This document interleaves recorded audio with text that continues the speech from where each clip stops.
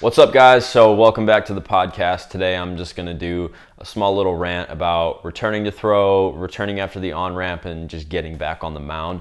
So something I want to cover is, when is it appropriate to get back on the mound? Whether that's return to throw post-injury, post-surgery, or we're just coming off of our break, we've done our on-ramp, and now it's time to get on the mound. So for me, there are a lot of factors that I look for before getting on the mound. The first one, obviously, is health. Do we feel good when we're playing catch, when we're playing long toss, throwing plyos, whatever it is? Are we, overly fatigued, or are we feeling good? Is there pain, or are we feeling like butter? The other stuff I look for is how much volume have we built up, right? We can feel really good, but we don't have enough throwing under our belt yet to get back on the mound. And then the other one would be, have we ramped up enough intensity to be able to get back off the mound? Because we all know that when you're throwing off the mound, there is a certain amount of adrenaline going through you. Even if you don't feel that same game adrenaline, there is some, because there is some sort of focus that you have where you might be throwing a little harder than either you think you are or you want to. Now, again, that's not to say that, bullpen velo is really important. Sometimes it is, sometimes it's not. I would say in a rehab setting, it probably is more important because you're shooting for percentages of your velocity most of the time. Now, when it comes to getting off the mound, there are a couple things that I've noticed with, not even just young players, just overall, is guys, their first mound is a bullpen. Sometimes their first mound is even facing batters. I think that it's extremely important that when we're getting back off the mound, whether that's on-ramp, whether that's post-surgery, whatever it is, the first time we're off the mound, we should be playing catch. Whether that's shuffles, just regular easy catch. Feeling the slope is so important. It makes a drastic difference for when it starts to become bullpen time because it's an easy, smooth transition, right? It's like training to sprint at 75% and then one day we go, okay, run at 100%, right? It's very different. So that throw off the mound, there's an arguable thing going on where they say, well, throwing off the mound isn't as stressful as throwing flat ground. That's definitely a really good argument in terms of arm stress, not mental stress though. And that mental stress can lead to more arm stress because if we add the adrenaline, if we add other external factors, sometimes we start to try and throw harder, right? So for instance, if your first time back off the mound is a bullpen and you're surrounded by your training partners, maybe you're internally going to push yourself to go a little bit harder. Maybe you're going to try and throw harder, whatever that is, just because there's a bunch of people surrounding you and you want to maybe impress them or be better than them when you've been working with all these guys. The other thing that goes into it is a lot of times when we get back onto the mound, the first thing we do is we throw all of our pitches. So it's the first pen back, we've taken time to on-ramp, and let's say it's the appropriate amount of time, right? We've done like 3, 4, 6 weeks, somewhere in that range where we've on-ramp, depending on how much time you've had off of throwing. We get on the mound and we throw fastball, curveball, slider, changeup, whatever other pitches you have, and now we've just like really overloaded the system. And the other one would be, have you played catch with those pitches yet, right? I think if you follow me, if you know me, you know that I'm a massive proponent. I'm the biggest fan of catch play that there possibly is, the simplest part of baseball, because I think that the baseball world has just gotten so far away from catch play and it's just plows into a net, throw into a net, and you don't get that external feedback from a partner. You don't get a partner moving around, telling you different stuff. So there's not that external factor from a partner. And I think that that's really important in catch play. So when you're playing catch, it's important to throw all your pitches because you get that feedback from a partner, right? We're not going to put the TrackMan or a Rapsodo or Pitch Logic ball out every single time you play catch. And we don't always need that data to know if a pitch feels good or feels bad, right? If I put you on the TrackMan for a bullpen and you throw a pitch and the spin is great, the efficiency is great, the horizontal and the vertical break is, outstanding, but it feels weird to you, then, is it really a great pitch? Because you haven't, found it yet. So it's hard to go from that flat ground to the mound and then add every variable that you can on top of it, right? It's important to have that first pen be 10 to 15 pitches, just fastballs. Now, if you're coming off of injury, it's kind of different. Maybe we're going 5, 10 pitches max, and that's definitely going to be all fastballs. I would say if you're in that post ramp up, the first pin back, it's appropriate to be like 10 to 15 fastballs. You could add the 4-seam, 2-seam in there depending, are you working on the 2-seam? Are you working on the 4-seam? Or are you pretty sound in the way you throw it? I have some athletes that are really good at being able to throw 4-seam, 2-seam, no problem. For those guys, I would say go for it. Throw 4-seam, 2-seam in your first pen. That's fine. Maybe focus on one over the other. Focus on the one that's more comfortable, because this isn't really work on it time. We're trying to get our mechanics back. We're trying to get a feel for the slope again. So it's very different, right? Other than a guy who throws more 4-seams and they're trying to develop that 2-seam to get more run into the hitter. That's different. That's going to be more of a pitch design, and that's another added variable that's more stressful because they're working on something different than they usually don't do. So going back a little bit, one of the things that I really like is the first time they're off the mound, they just play catch. Play easy catch. You keep a radar gun on them to make sure that they're not trying to ramp it up too much. They're just playing very easy catch, light toss. Catch partner or catcher is standing. They never go down, and everything, the goal is just middle, pop, middle, pop, middle, pop. So the second time, the third time, wherever we are in the ramp up phase, I like light shuffles down the mound. Again, catch partner or the catcher is standing up, pop, pop, pop, right there to the middle of the chest. They're just doing light, easy shuffles. So now they're starting to add a little bit more intensity. They're adding a little bit more, momentum going down the mound. They might be throwing it a little bit harder. We still monitor the velocity. Then once we add in the, actual pitching, I would say keep those shuffles in if the athlete likes them. I have pitchers who hate shuffles down the mound. I have pitchers who love them.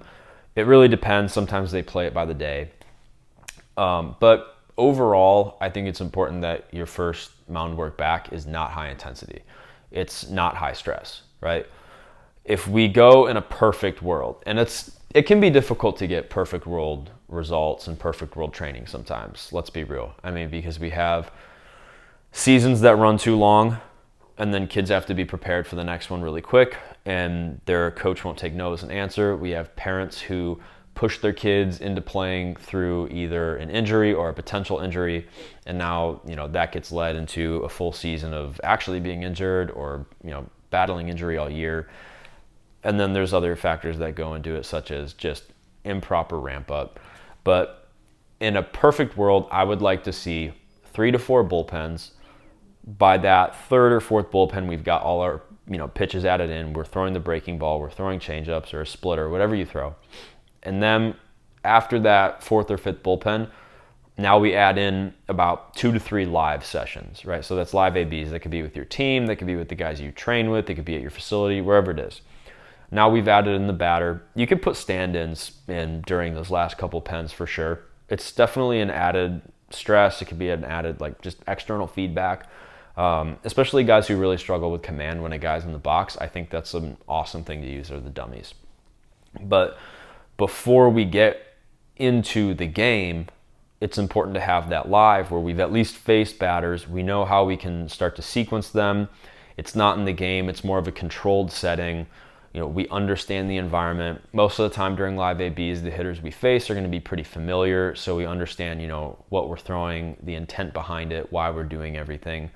And, you can kind of start calling your game. But if you play for a team where the pitching coach is calling pitches, now you begin to add that in where somebody else calls pitches for you. So that's all very important stuff before we actually get into a game.